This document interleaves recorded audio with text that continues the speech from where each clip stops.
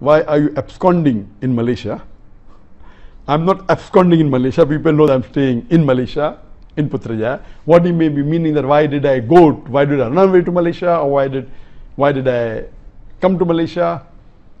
And you know that there was an allegation by the Indian government because of the popularity, and many people were accepting Islam, and the new government, the BJP government, again is the Muslims, and they had a lot of agenda. So they laid allegation against me, first on terrorism, they could not prove it.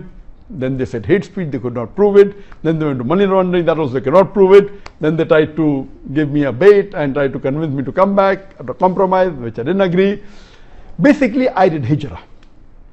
And hijrah for the sake of Allah subhanahu wa ta'ala. I being a Daa'iyah, when I felt that my life was in danger, I did hijrah. And this is the sunnah of the prophets and the sunnah of Muhammad sallallahu alaihi wasallam.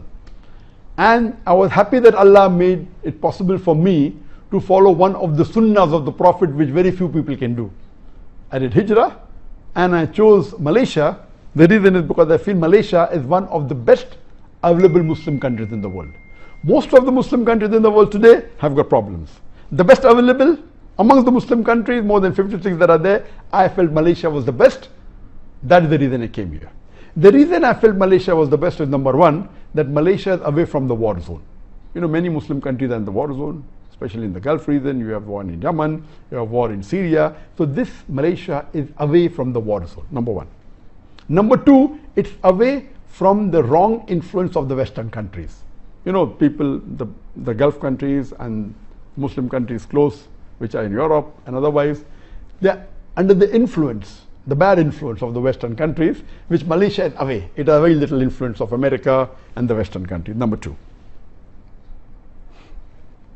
Number three, Malaysia is the country which has the strongest passport amongst the Muslim country.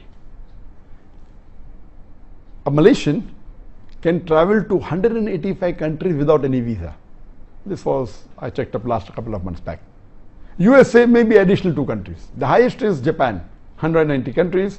Then is Singapore, 189 countries. Then maybe UK, USA, 187, 186. Malaysia is 185 countries. The strongest passport amongst all the Muslim countries. That is point number 3.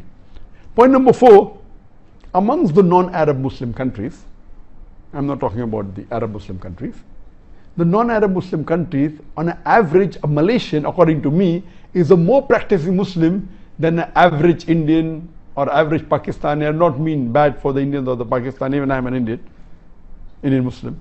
An average Indian Muslim or average Pakistani Muslim or a Bangladeshi Muslim, any non-Arab Muslim, Malaysia is, on average, a Malaysian Muslim is more practicing. You have the percentage wise, if you see a survey that says that in India the Muslim coming to the 5 times compulsory Sun mosque is just a minute percentage. In Malaysia, it's a high percentage. The people fasting is a high percentage.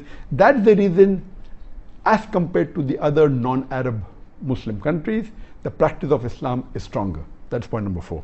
Point number 5, that in Malaysia, the federal religion is Islam. So you don't have to feel shy to call yourself Muslims. There are many Muslim countries where you feel shy to call yourself a Muslim. The majority are Muslims, more than 90% are Muslim, but because of the atmosphere, because of the so-called secular government calling themselves Muslims. So these were the reasons that I chose Malaysia over other countries. I had got requests from more than 12, 13, 14 countries to come and stay there, and I chose Malaysia as the best amongst the one available.